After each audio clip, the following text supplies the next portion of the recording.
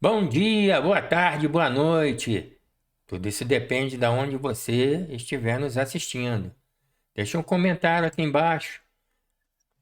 Diz pra gente de onde é que você está assistindo, de que país, de que cidade, né? Para a gente poder saber o nosso alcance e poder se comunicar também com vocês pelo chat mais tarde.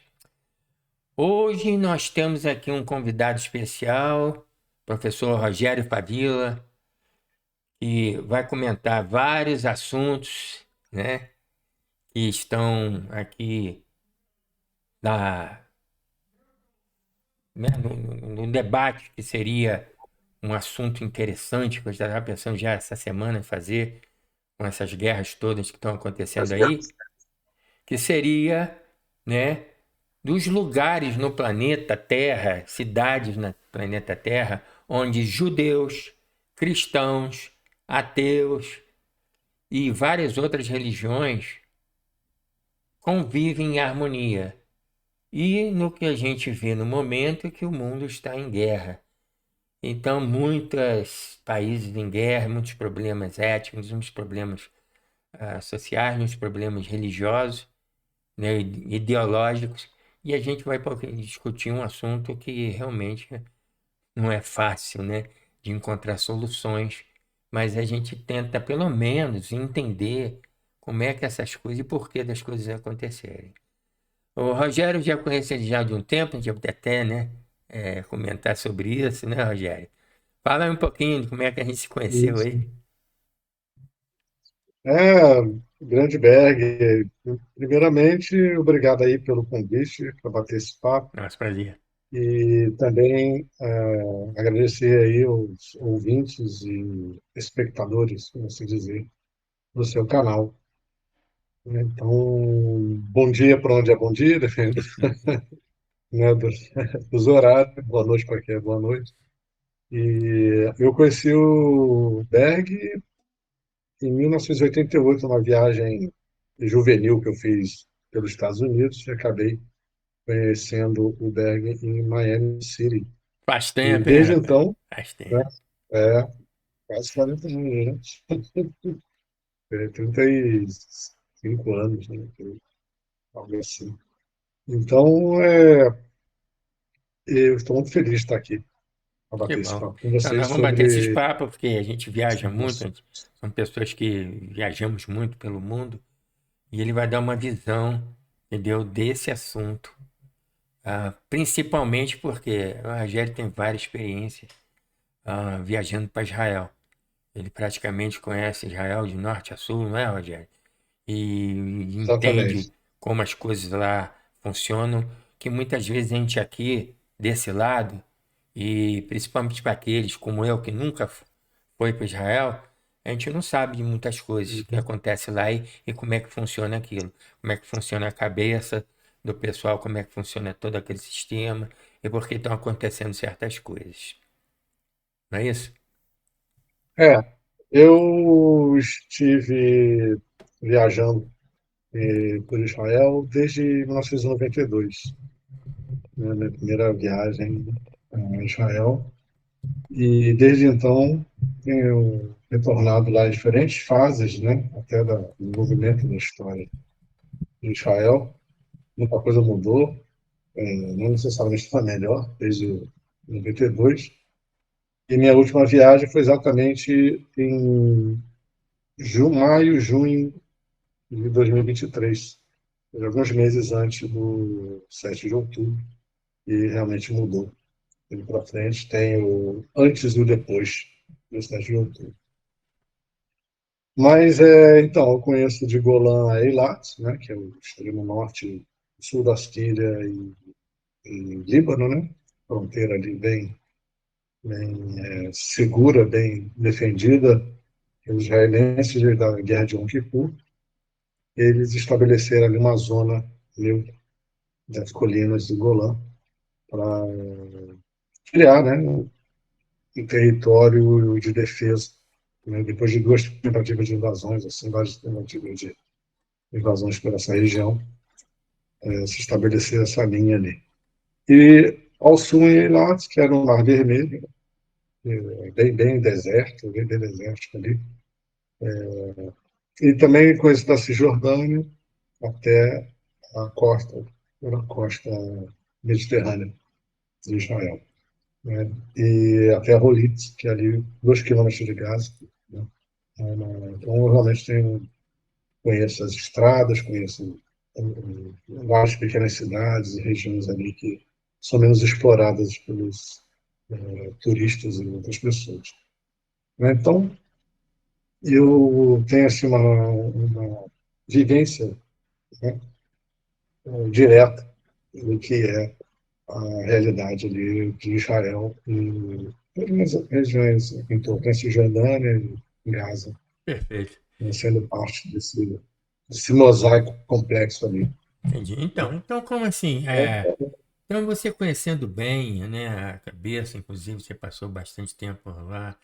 Ah, como Uhum, você entende que em certos lugares eles podem conviver em harmonia, como essa cidade de Marrakech, que durante muito tempo uhum, eles conviveram lá bem, e agora em outros lugares existe. Obviamente, porque Marrakech é um lugar separado, vamos dizer, né? Lugar na África, então ali não tem fronteira direta entre eles, mas foram povos que, por exemplo, migraram para lá, conviveram juntos, né? E até hoje, eu não sei uhum, exatamente como está a situação sociopolítica de Marrakech nesse momento, mas é um lugar muito turístico, todo mundo vai lá, e eles criaram seus próprios negócios, as suas maneiras, e eu já vi vários vídeos, até separar um vídeo aqui para a gente comentar sobre isso, em que uhum, você vê um mercado, os mercados lá são muito populares, e onde dentro desse mercado você vê árabes, você vê muçulmanos, você vê cristãos ortodoxos, vê cristãos, né, de outras denominações, você vê muçulmanos, você vê todo mundo ali sentado no café, às vezes um com o outro, trocando ideia, tomando café, comendo, fazendo um negócio, um do lado do outro, e numa perfeita harmonia. E durante décadas e décadas e décadas. Porque no lugar desse, obviamente, deveria surgir um clima tenso entre eles. Ah, porque a minha religião é essa, porque você está errado, eu estou certo, não sei o quê. E, no entanto, eles vivem em paz. E por que que, né? Em outros lugares eu acho que é uma questão fronteiriça, e ali o negócio é mais pesado, e aí tem essas discordâncias todas. Mas mesmo assim, você vê muita gente, né, o, o Rogério, em redor do planeta que não aceitam muito bem, né, Israel, o Estado de Israel e os israelenses em normal em outras partes do mundo e não fazem fronteira. Existe esse julgamento, pré-julgamento do que é o povo de Israel, uhum. e eu não sei de onde vem isso, porque que foi incutido isso na cabeça deles, eu não sei como é que eles veem e por que que elas têm essa opinião e não conseguem viver em harmonia. Por exemplo, vê o que está acontecendo hoje na cidade de Nova York, né, onde existe uma grande quantidade de israelenses vivendo lá, né, de judeus vivendo em Nova York, e uma grande quantidade de muçulmanos também, depois que a abertura do Biden. E agora, inclusive, tem um prefeito lá, não, ele não é prefeito, mas está candidato a prefeito, em que ele é declaradamente comunista, muçulmano e está querendo implantar a lei, inclusive, de Sharia em Nova York. Então você imagina o caos, né? E o mais interessante, eu queria que você comentasse sobre isso, Rogério. Vê se você entende, porque eu, sinceramente, eu não entendo. Como é que ele obteve tantos votos em Nova York, onde existe uma grande maioria de judeus, uma grande, não vai dizer a maioria, mas uma grande quantidade de judeus lá, e ele conseguiu tantos votos assim, inclusive de judeus, inclusive de judeus, para a candidatura para ser prefeito de Nova York. O que você acha disso, Rogério? Não é meio estranho, não?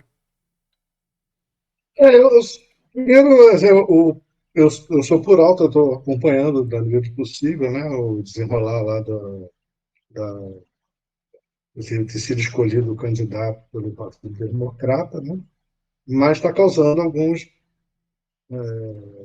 problemas até para eles, para o Partido Democrata, pelo que eu tenho acompanhado. Então, eu não sei exatamente falar muito sobre essa questão propriamente de Nova York. Isso é uma coisa que, se possível, na nossa discussão, eu possa dar talvez algumas pistas factuais históricas, não que os seus espectadores, a favor ou contra, eles podem seguir. Será que é isso mesmo? Coisa e tal. Então, Aham, né? Nada que um bom Google, uma boa pesquisa não faça. Então, vou tentar ser o mais assim, factual possível dentro do que eu uhum, aprendi, dentro da minha experiência também exato. na região. Uhum. Então, uma coisa que me chamou a atenção é exatamente isso que você falou. Ele é comunista e islâmico. Pois Quer é, dizer, uma são duas Babilônia, né? ideologias que é uma confusão ideológica, É, né? Mas tem um motivo para isso. Existe um motivo, existe uma origem, existe. Não é isso não aparece do não, né? A história humana é cheia desse tipo de contradições e cheia de, contradição. né? As sociedades humanas não são objetos simples de se lidar, né? A complexidade é Uhum. enorme. E a gente realmente tem apenas uma ideia probabilística de onde é que as coisas podem ir ou não podem ir. Mas é muito difícil prever onde as coisas vão, né? Quando tantos agentes e atores estão ali. Então, é um jogo de muitas camadas de interesse. Envolve desde o domínio geopolítico da grande escala, né? Envolvendo os grandes jogadores, como Estados Unidos, Rússia, China, né? Que são os três grandes players, vamos dizer assim agora. A Europa está ali, né? Servindo ali meio de puxar para cá, puxar para lá, mas eles não têm mais aquela presença geopolítica decisiva diante da Segunda Guerra Mundial, né? E que faz parte dessa complexidade. Então, para poder dar uma ideia sobre essa questão dos lugares onde convivência de diversos grupos étnicos e religiosos é possível, isso traz um elemento histórico que seria bom a gente retornar um pouquinho ao passado, né? Ali da origem desta nova revelação, a última revelação, segundo o próprio Allah, no Corão, né? Dado ao profeta Maomé, nessa língua a gente conhece o Maomé, mas é o profeta Muhammad, e ele se torna assim o último profeta de uma longa linhagem, em qual inclui também aqui, né, os profetas hebraicos, né, dentro dessa versão cristã da Torá judaica. Isso aqui, na verdade, é a Torá traduzida para É, o latim, né, o São Jerônimo. Então, essa é uma ideia que eles não negam, não jogam fora a Torá, mas eles consideram que os profetas, os auxiliares de profetas,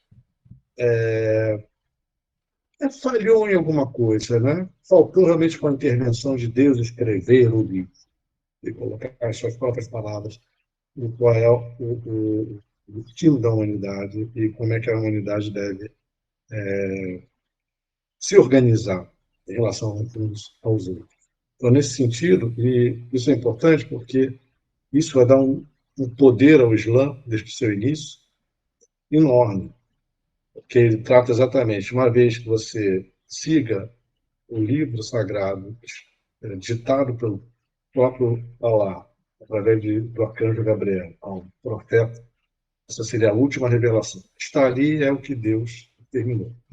Isso é muito importante porque esse pilar vai se tornar, ao mesmo tempo, a grande força do Islã e, atualmente, nos tempos modernos, a sua grande fragilidade, né?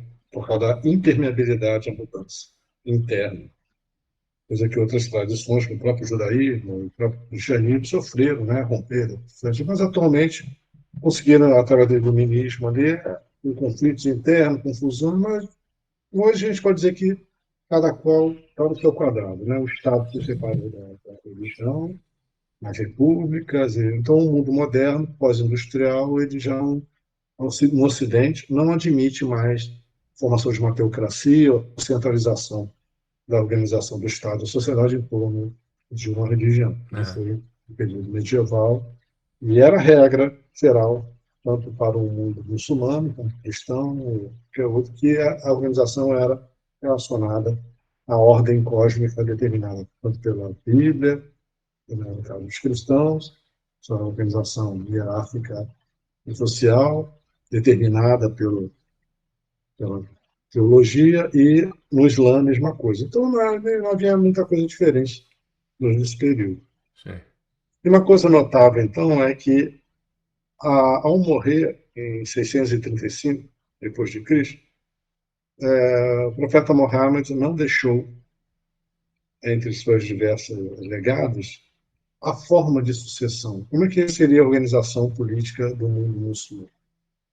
Como é Uhum. que isso se daria? Isso ficou na mão dos seus seguidores mais próximos, que se dividiram já em grupos. É, Natureza humana, né? é natureza mesmo. A natureza humana ela está presente aí, não pode ser islâmica, não islâmica, né? Isso faz parte da natureza humana. Então, esses grupos, eles começaram a se organizar. E aí, quem é que vai organizar isso? Vai ser centralizado, vai ser através de assembleia, vai ser através de...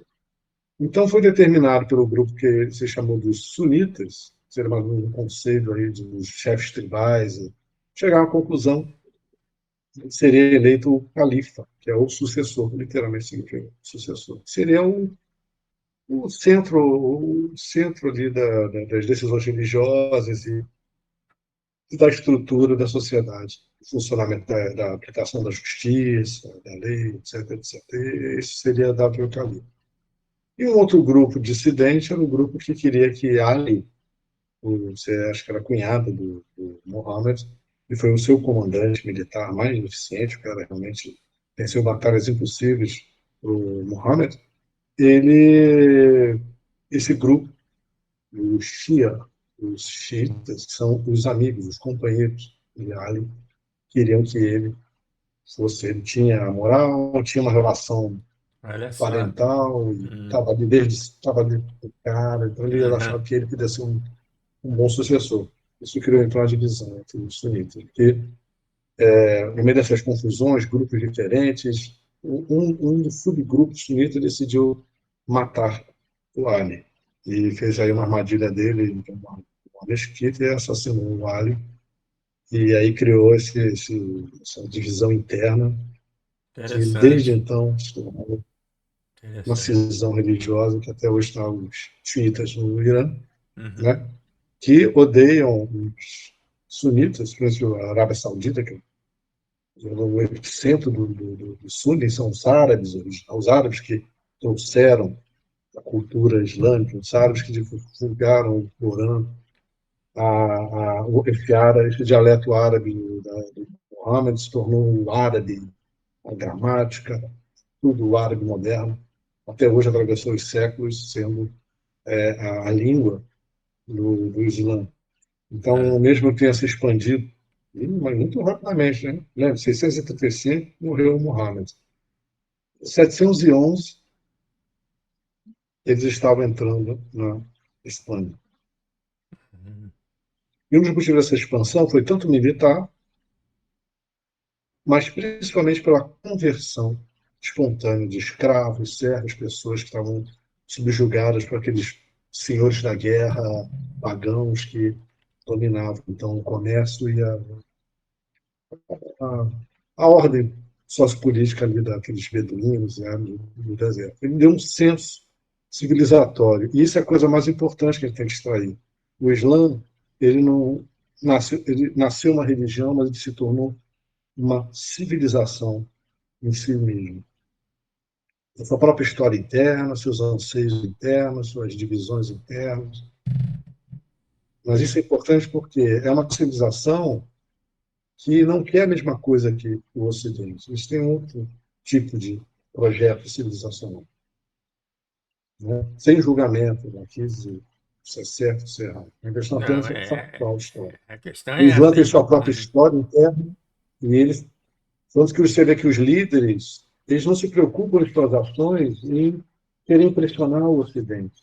Como a história do Ocidente vai vê-los, não interessa.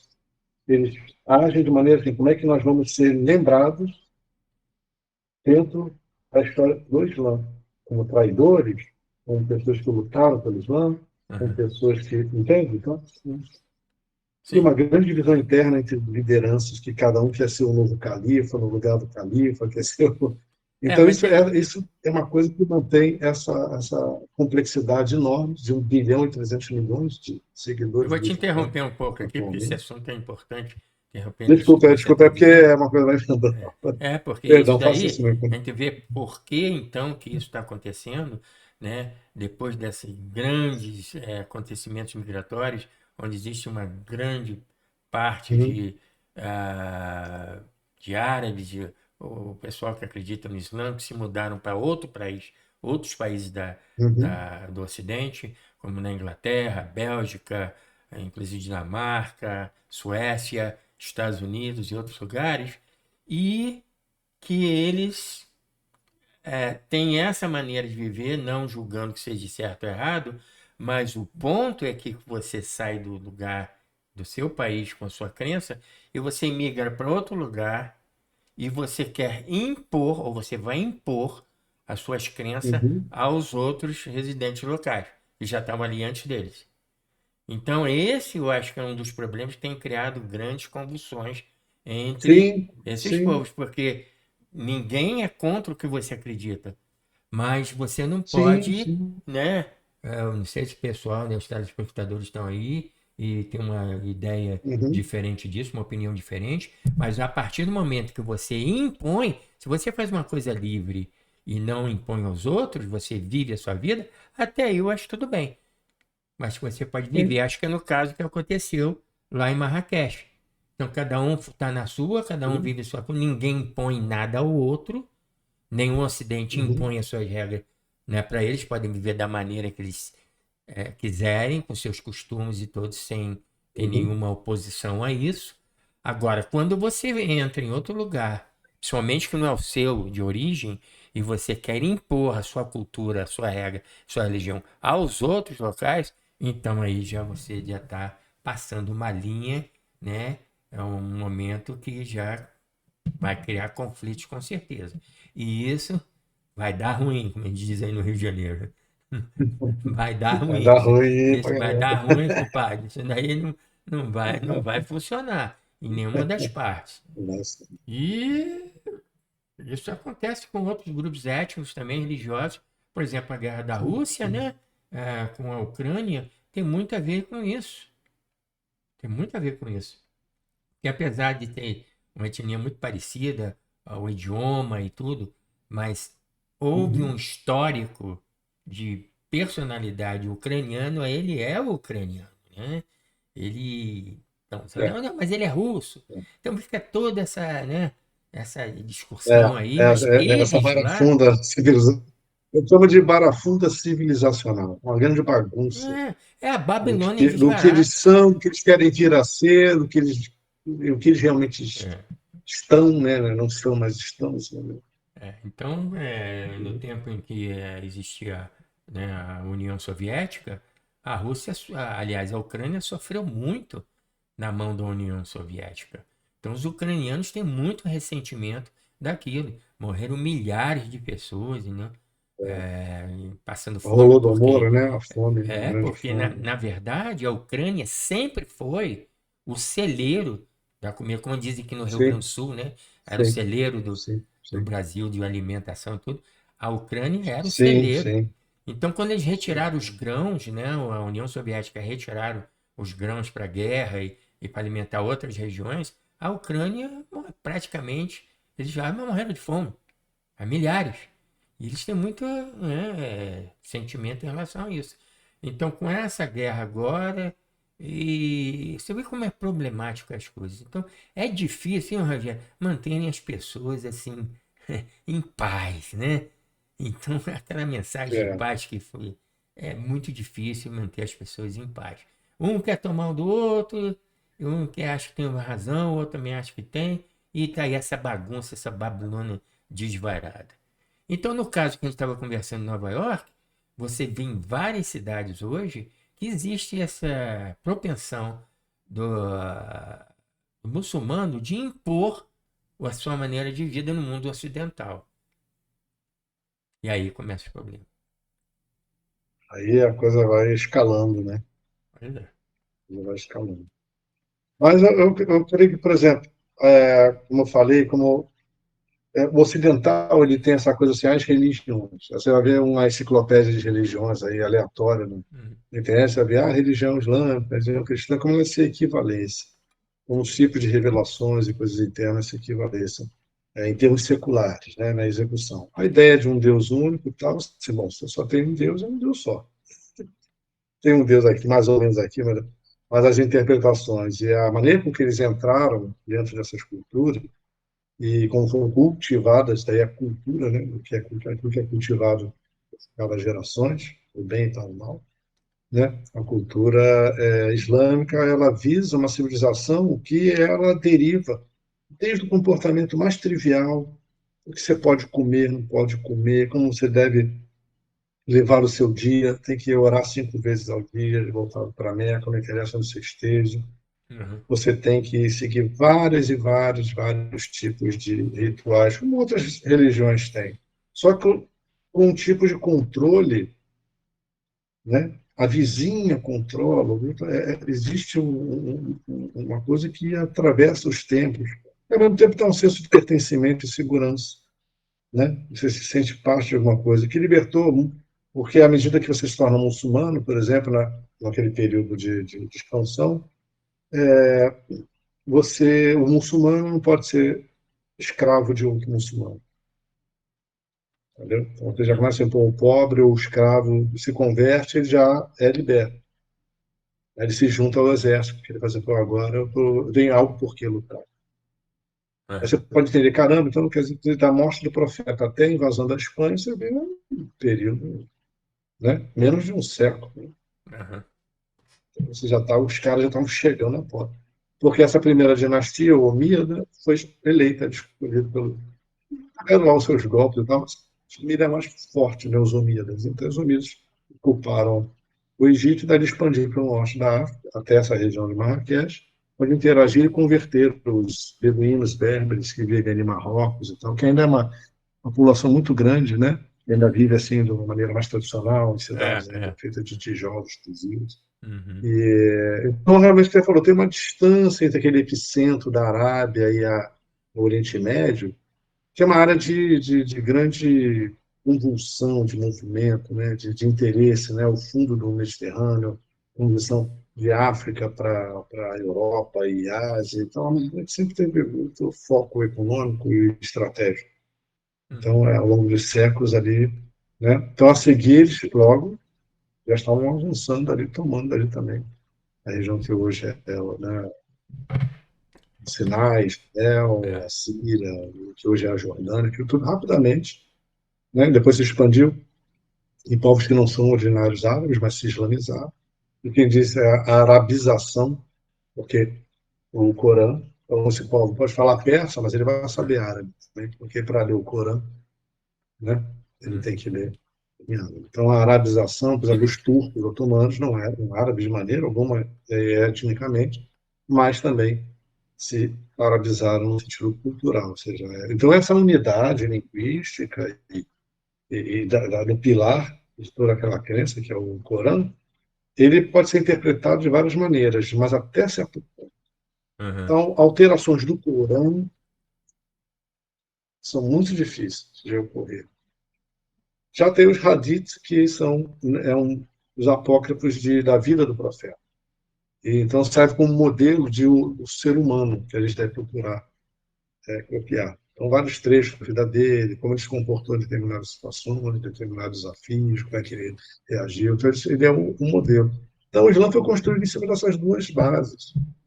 Né? Então, teve o lado favorável, que realmente libertou milhares e milhares de pessoas que viviam sob mas, o jugo de poucas uhum. famílias e rapidamente se expandiu pela conversão e também pela guerra. Mas pegando Ambos, esse ambos gancho aí que você está componentes. falando, pegando esse gancho que você está falando aí, inclusive nessa Hum, modificação, interpretação do Corão, o cristianismo também houve hum, isso, né?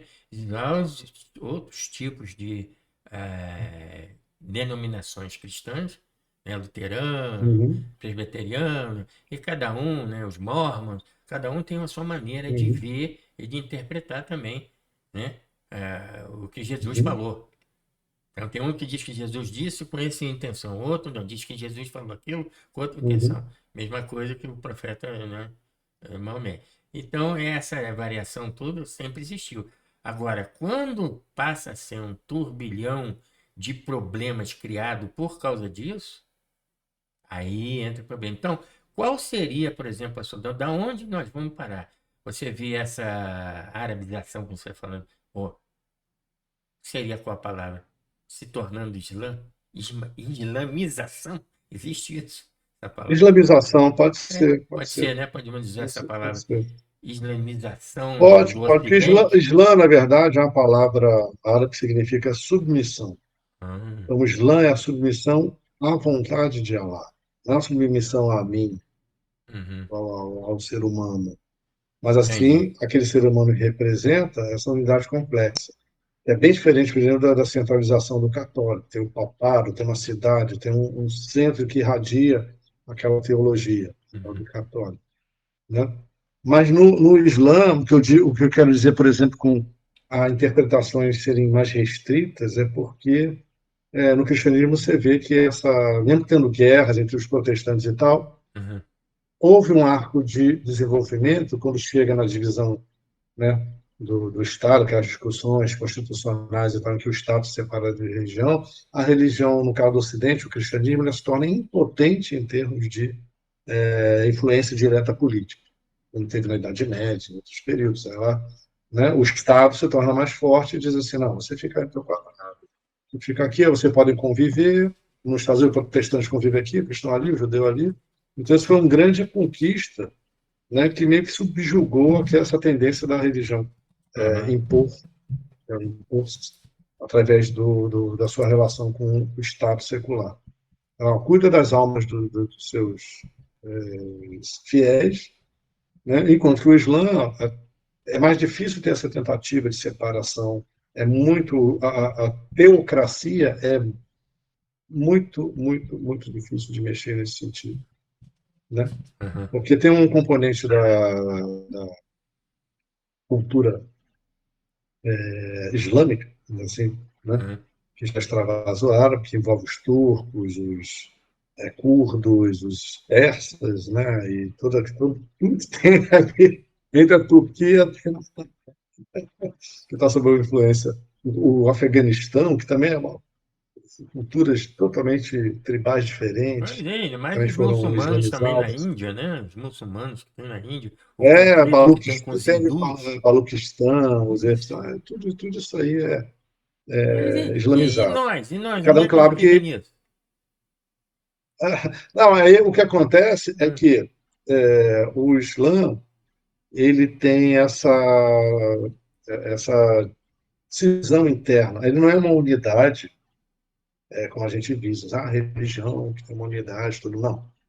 Né? É uma civilização muito grande, abarca muitas coisas, como você falou, desde ali de Marrocos até hum, a fronteira com a China e a Índia, Paquistão.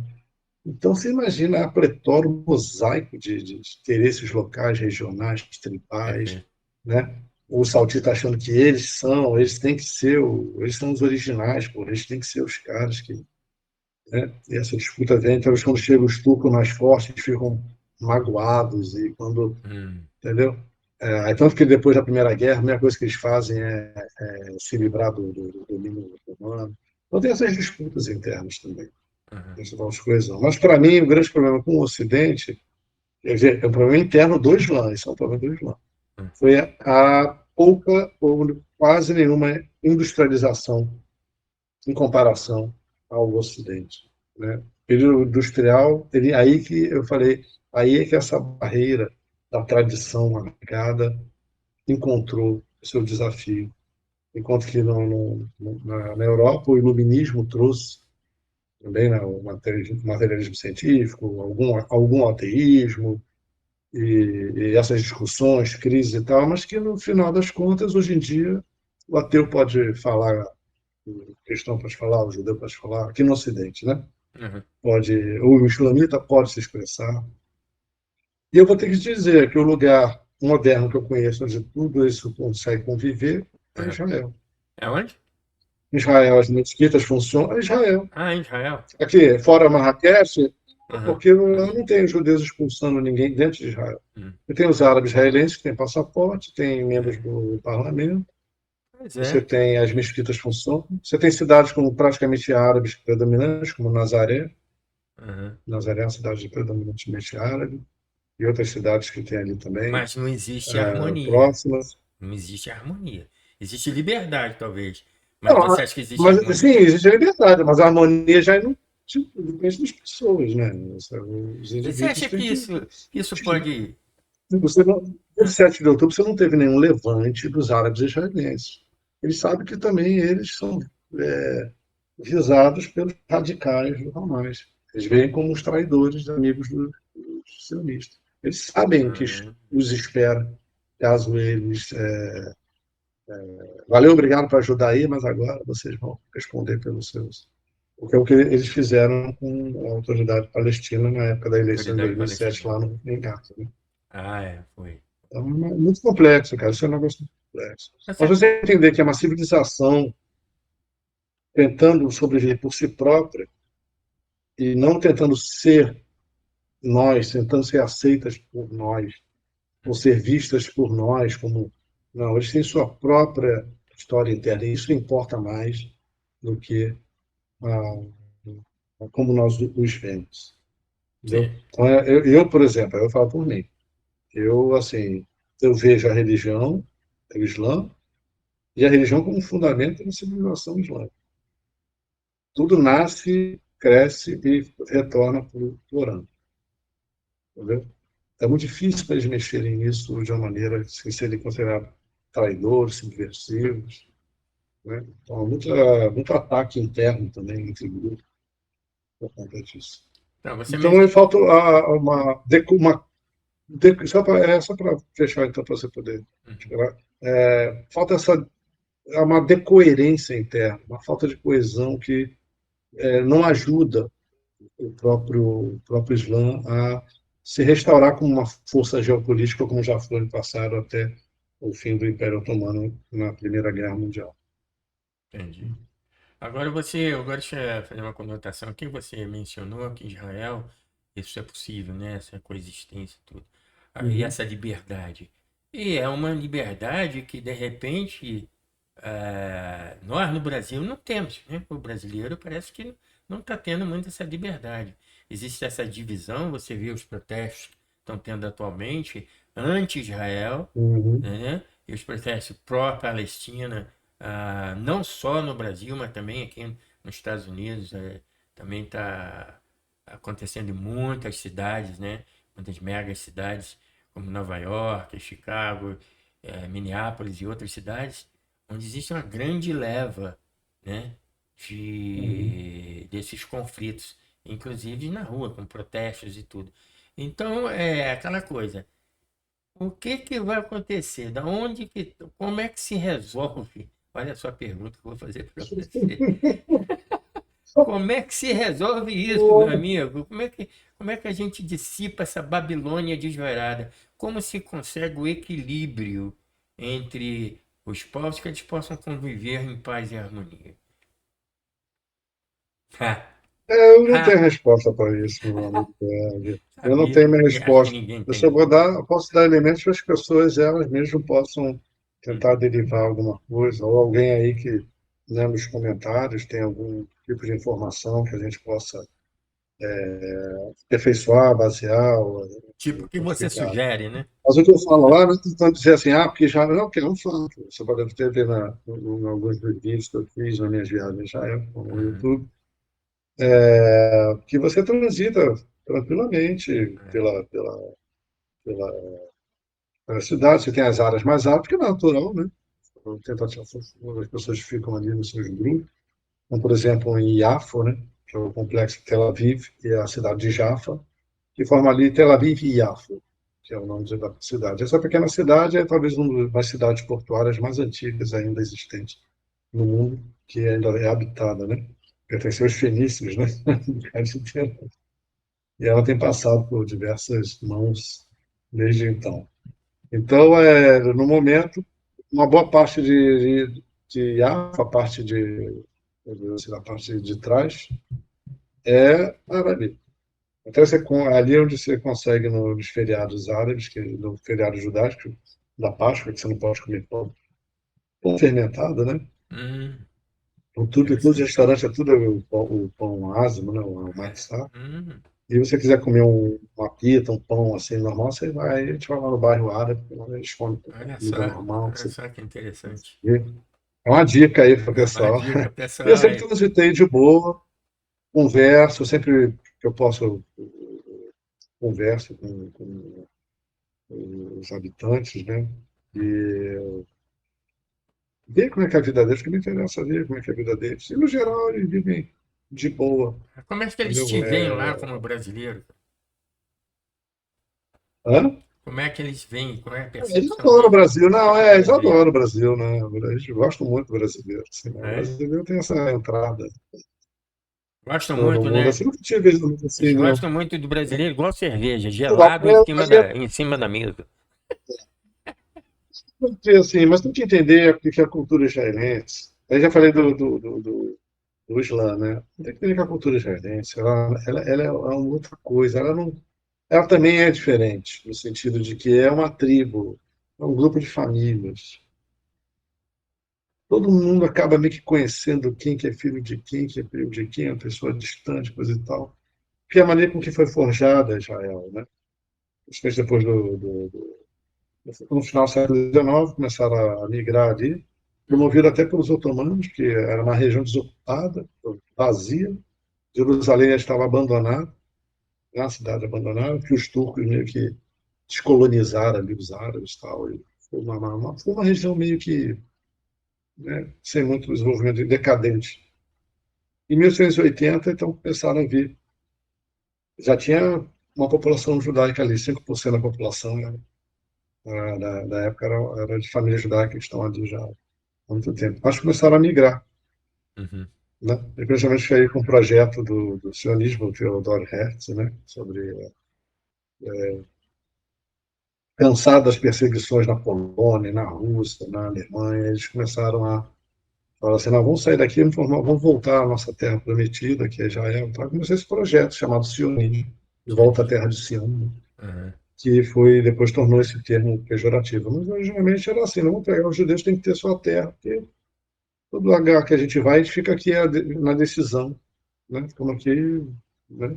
Não decidimos nada sobre o nosso destino, pelo jeito. A vida de guetos durante a Idade Média, a sensação de exílio, a diáspora, né? Que sempre é cultivada através do século, né? Sempre assim, saudade de Israel.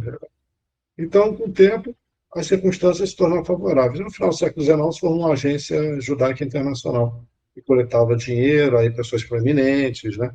Dentistas, como Weizmann, né? Um cara que era um grande cientista, né?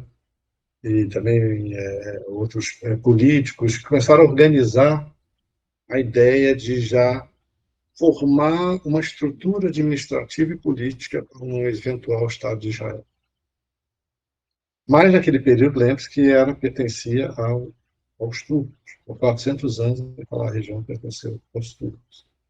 Então, aquilo não era de nenhuma relação local, autóctone. Não havia realmente o povo palestino. Havia uma província, né, em que qualquer um que nascesse ali podia ser considerado palestino.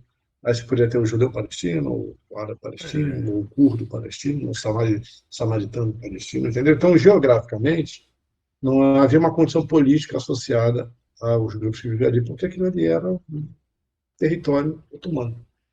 Devia dizem que tributo, é, obediência, os fortes militares ali controlavam a região, mas acabou que depois da Primeira Guerra Mundial os ingleses e os franceses dividiram aquilo ali, né, inclusive naqueles eu 5 quis botar uma territórios nota nacionais, sobre né? isso aí. Você falou agora. Síria, Líbano, Iraque, a Jordânia Jordânia, Síria, Líbano, Jordânia, Iraque e a Arábia Saudita, né? A Arábia Saudita, que é até o Lawrence da Arábia, É, né? você Mas sabe. aí eles criaram essas divisões, colocando curdos com sunitas com xiitas. Divide para conquistar, né? Isso aí não é Divide nada et novo. impera, né? Então, Não tem santos nessa, comentando, não tem santos nisso aí, sabe? Não tem santo, comentando nação sobre santa isso nessa aí que história. você está falando, isso vai ser até um assunto para não tornar esse vídeo muito longo, para nosso no próximo encontro, Uhum, né, aqui no futuro. Essa questão também do que dizem o nome do palestino. Eu ouvi falar, eu não sei porque eu não sou historiador e eu não estou bem inteirado nisso, que não existia um povo palestino vivendo nessa área. Que o povo que vivia lá nessa área, onde dizia que era a Palestina, eram os filisteus. Então vamos deixar essa conversa para a próxima vez, né, que nós nos que também encontrarmos. são invasores, né? Os filisteus vieram do mar, eles Pois é, vieram então tá com essa do Egeu, confusão. né? Ah, Então, Palestina, mas que Palestina? cara, Dizem que nunca encontraram nenhum vestígio daqui, histórico, paleontológico de um povo que se chamava palestino nessa região. Eram os filisteus. Não existe nada em arqueologia que mostre que existia um povo palestino. Mas, de qualquer maneira, vamos deixar esse outro no próximo encontro, senão nosso vídeo vai ficar uhum. muito longo. Então, vocês daí que tiverem, deixe seu comentário aqui embaixo, assine o nosso canal, Babilônia Desvarada, porque o que está acontecendo é isso, né? Compartilhe, deixe o seu like, que ajuda muito o nosso canal para a gente trazer mais conteúdo aí de coisas interessantíssimas que abordou aqui o nosso professor Rogério Padilla. E vamos se encontrar mais outras vezes e vamos debater outros Tá, assuntos que quando não só quiser, esse, né? Com quando quiser. certeza, outros E é um assuntos que assunto interessam para a realmente que gente. se estende por 14 séculos, né? Então, Olha só, vai ter muito que falar, haja saliva, né? bom, Então, eu gostaria de tá agradecer bom. a Um participação aqui abraço, do agradeço aí professor. o convite a todas as pessoas que estiverem nos assistindo, muito obrigado aí. E ponha um comentário aí no blog, que talvez, ou perguntas, ou coisas que a gente possa vir a continuar a discutir. E Exato, agradeço aí, muito obrigado aí pelo espaço, viu? A gente tem uma exatamente. discussão saudável e Valeu, factual, obrigado, no Rogério. melhor momento. Então vamos se despedir aqui do pessoal. Até a próxima. Nos vemos em breve. Tchau, Obrigado aí. galera. Tchau. Até lá. Bom, eu interrompi a gravação.